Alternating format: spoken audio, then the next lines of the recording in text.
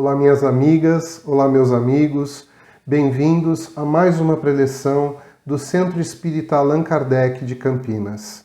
Vamos iniciar as nossas atividades de hoje fazendo uma prece, elevando os nossos pensamentos a Deus, nosso Pai, de infinita bondade, de infinito amor, de infinita misericórdia.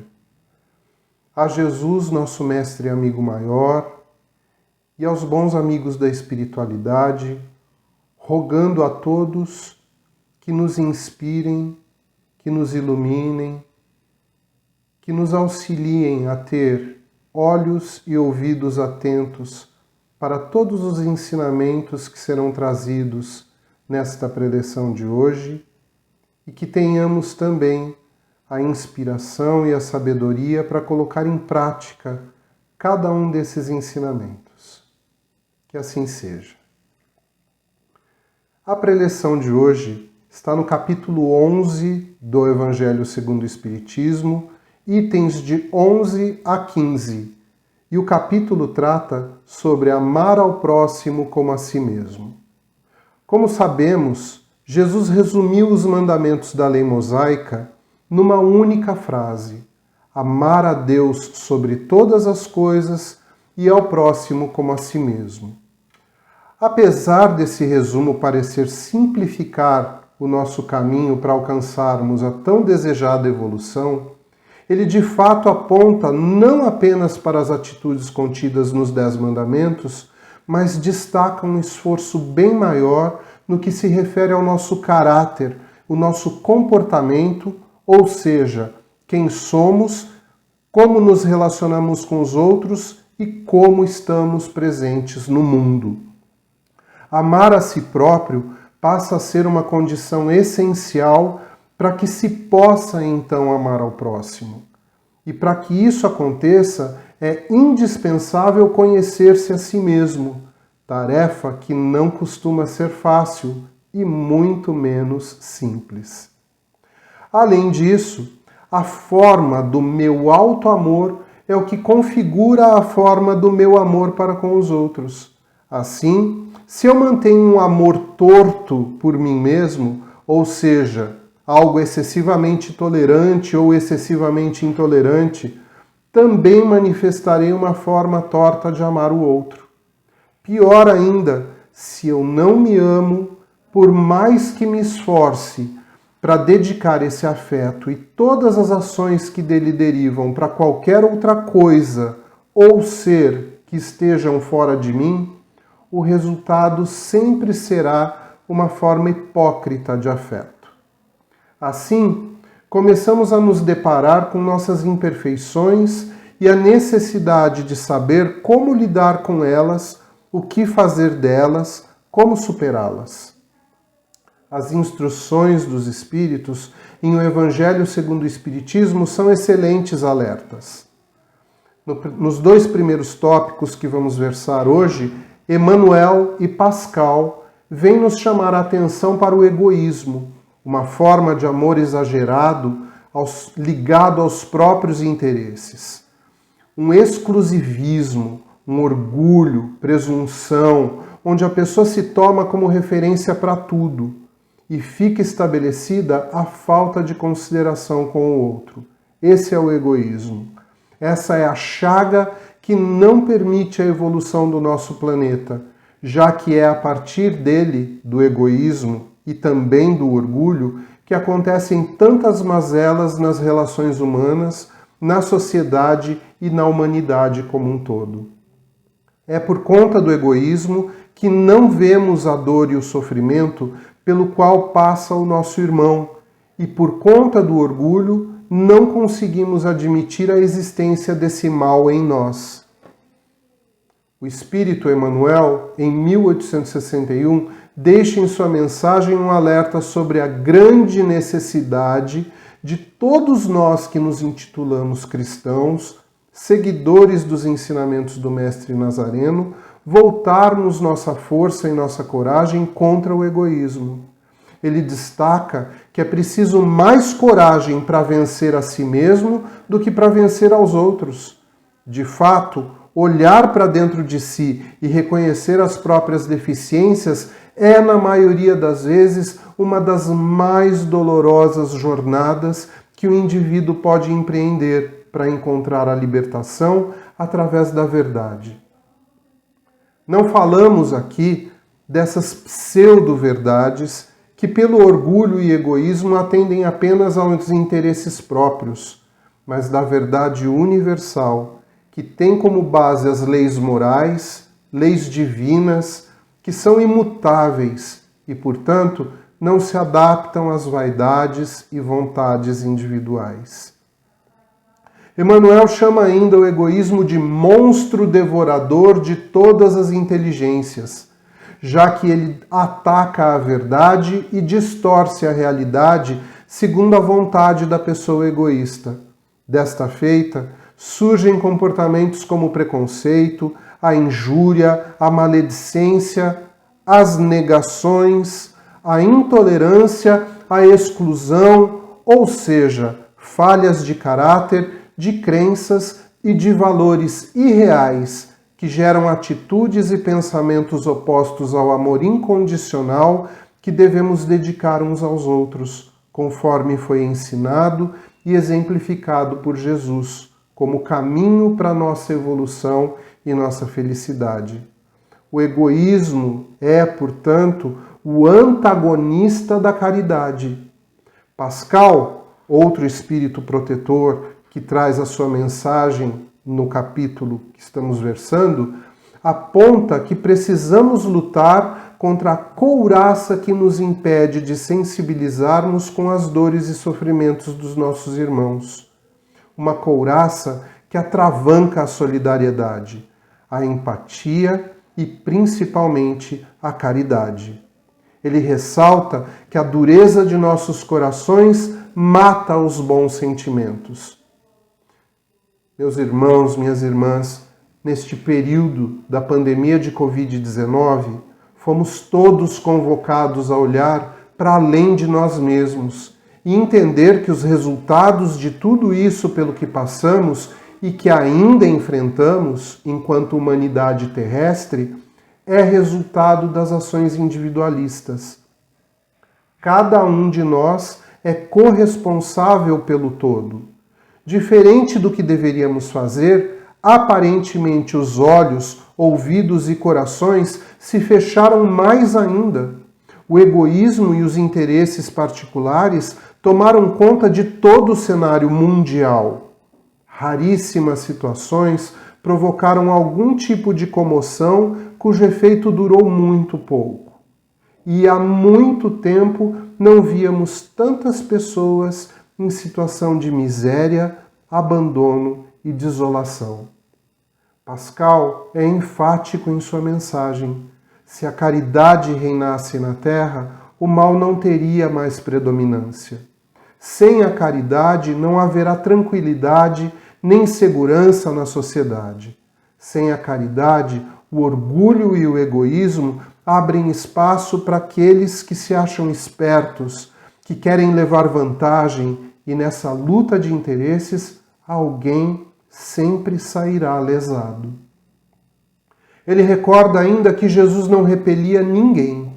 Todos que o buscavam eram socorridos.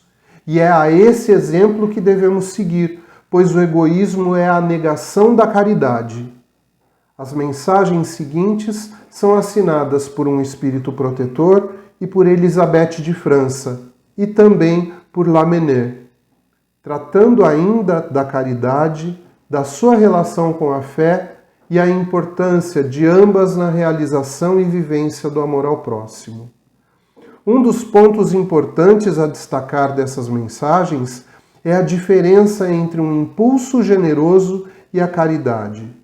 Todos, sem exceção, podem em algum momento ser tomados por um impulso de generosidade, que, embora também seja importante, na maioria das vezes é fugidio, situacional e acaba por atender momentaneamente a quem precisa. A caridade é impossível sem a fé, diz o Espírito protetor, tendo como características mais importantes a abnegação e o sacrifício constante dos interesses egoístas. A fé é a inspiração para a coragem e perseverança, tão necessárias àqueles que escolhem o caminho da verdadeira caridade em busca da harmonia perante a diversidade. Deus nos criou a todos para sermos felizes, mas como podemos sentir felicidade diante do irmão que padece, diante do irmão que sofre? Embora saibamos que a felicidade é a nossa meta, sabemos também que a vida na Terra, ou seja, as nossas múltiplas encarnações, servem para o nosso aperfeiçoamento moral. Na experiência terrena, a felicidade está no bem que se pratica e é sustentada pela fé.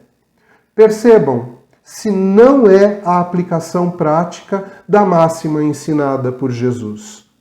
Amar a Deus sobre todas as coisas, ou seja, a fé, que nos dá sustentação, e ao próximo como a si mesmo, a própria prática da caridade. E a caridade é para todos. Deus ama indistintamente a todos os seus filhos. Jesus acolhia aos pobres, doentes, estrupiados, infelizes e criminosos, todos na mesma jornada de evolução e aprimoramento, todos com o mesmo desejo de felicidade, todos com a mesma necessidade de melhorar-se, curar-se, arrepender-se. Somos nós mesmos, todos esses indivíduos. Elizabeth de França explica que a verdadeira caridade não se resume às esmolas ou às palavras de consolo que oferecemos aqui ou ali. A verdadeira caridade é a benevolência concedida sempre ao nosso próximo, em todas as coisas, em todas as situações, e especialmente em nossas preces. Está escrito em O Evangelho segundo o Espiritismo que não devemos desejar a eliminação, o expurgo ou a morte, nem mesmo daqueles que são considerados criminosos. Jesus é o nosso modelo e jamais deixou de estender a sua mão a quem quer que fosse. Isso é o que se espera de nós, que façamos nossas preces em favor desses irmãos que se desviaram do caminho do bem, ao invés de adotar campanhas de extermínio em redes sociais. Mais do que isso, para nós espíritas, significa assumir verdadeiramente a responsabilidade perante o que preconizamos. Não preconizamos o extermínio e a morte de ninguém. Para tanto, não podemos e nem devemos julgar os outros jamais, uma vez que temos atitudes consideradas normais em nosso cotidiano e que aos olhos do Pai Criador seriam alvo de severa reprovação. Por exemplo, destruímos coisas, produzimos lixo, extinguimos seres da criação e devastamos nosso próprio planeta. Todos os dias. E escolhemos ignorar isso sob o pretexto de que todos fazem assim também. Escondemos dos nossos próprios olhos todo o mal que fazemos, sob o pretexto de que é normal. Almejamos um mundo melhor, mais fraterno, onde a paz reine entre os seres, um mundo anunciado pelos espíritos superiores. Mas é fundamental que façamos a nossa parte para que seja assim. Temos que exercitar o amor incondicional ao próximo, como a um irmão querido, filho do mesmo Pai Criador. Mas até quanto devemos fazer isso? Lamennais traz essa reflexão em sua mensagem. Devemos ser caridosos a ponto de pôr nossas vidas em risco? Qual o critério? Quem seria merecedor desse sacrifício? Novamente, o esclarecimento sobre a caridade nos diz que não se escolhe a quem socorrer.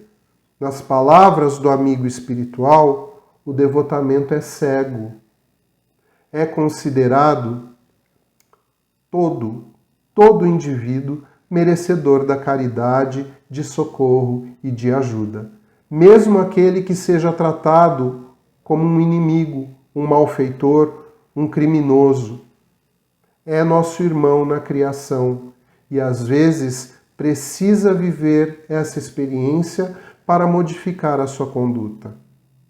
Então, minhas amigas, meus amigos, concluímos que a voz do coração é um chamado amoroso para olharmos além de nós mesmos e enxergarmos o próximo.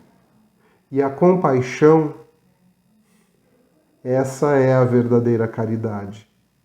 Amar ao próximo como a si mesmo é pôr em atividade, pôr em funcionamento em nossas vidas a compaixão e, por consequência, a verdadeira caridade.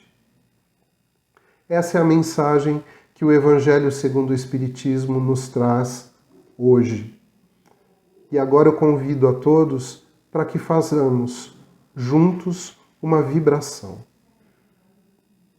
Então, ainda com os nossos pensamentos elevados ao plano maior, ao nosso Mestre Jesus, a Deus, nosso Pai Criador, vamos neste momento, primeiramente, agradecer pelos ensinamentos do nosso Mestre Jesus e pedir que tenhamos, Senhor, a ajuda do plano maior para colocarmos em prática a cada um desses ensinamentos. Vamos agora expandir o nosso desejo sincero de ajudar o nosso próximo, de ajudar os nossos irmãos. Vamos expandir isso nos limites do nosso planeta. Pensar nessa nossa terra, nessa nossa escola, e envolvê-la toda numa vibração, num desejo de paz, de harmonia, de fraternidade, de desenvolvimento, de evolução. Mestre Jesus, ampara, Senhor, as pessoas que neste momento estão sofrendo com a guerra, sofrendo com a fome, com a falta de recursos. Ampara cada um desses irmãozinhos, mas especialmente ilumina, Senhor, as mentes e os corações dos governantes, para que eles também, em primeiro lugar, escolham outras maneiras para resolver as suas contendas. Vamos nos aproximar de nós neste momento, vibrando pelo nosso Brasil, também pelos nossos governantes, para que tenham sabedoria, para que tenham a inspiração do plano maior, para tomarem as melhores atitudes. Vamos neste momento vibrar por todo o nosso povo e, em especial, por aqueles que neste momento carecem também de uma moradia, tantas pessoas nas ruas, Senhor, por aqueles que estão envolvidos com as drogas, com a criminalidade, que eles tenham mãos amigas que possam socorrê-los, ajudá-los. Pedimos por aqueles que estão nas instituições, creches, orfanatos, asilos, lares para idosos, que eles não sintam, Senhor, solidão, que neste momento recebam o nosso abraço carinhoso, amoroso e que se sintam pertencentes a esta grande família espiritual que somos. Pedimos por aqueles que estão nos hospitais, em tratamento, cuidando de sua saúde, por aqueles que estão se desligando desta existência, que todos eles tenham a melhor assistência, tanto no plano físico quanto no plano espiritual. Pedimos, Senhor, por aquelas pessoas que estão nas cadeias, que seja esta experiência uma oportunidade bendita para a modificação, para o aprendizado. E humildemente, Senhor, pedimos por esta casa, que é teto para tantos de nós no sentido espiritual, o Centro Espírita Allan Kardec, os seus departamentos, o Educandário Eurípides, Núcleo Vila Nova, o Alvorada de Cristo, no Jardim Proença, o Gustavo Marcondes, em Sousas, as creches Mãe Luísa, Lar dos 15 Irmãos ou Creche Gustavo Marcondes, e também todos os demais núcleos assistenciais que a nossa casa mantém. Que os amigos da espiritualidade estejam neste momento envolvendo a todos os trabalhadores, todos os tarefeiros, todos os frequentadores da nossa casa. E agora pedimos por nós, que tenhamos sempre, Senhor, o bom amparo, o bom conselho dos amigos da espiritualidade, que sejamos sempre cuidados com todo o carinho, para que acertemos no nosso caminho, para que acertemos os nossos passos e possamos sempre fazer o melhor de nós em favor do nosso próximo, pois amando a nós mesmos, teremos condições de amar o nosso próximo e que possamos desenvolver a caridade como uma meta, como um lema, como uma prática normal em nossas vidas. Fica conosco, Jesus, hoje e sempre. Agradeço a todas e a todos pela companhia deste momento nosso. Um grande abraço.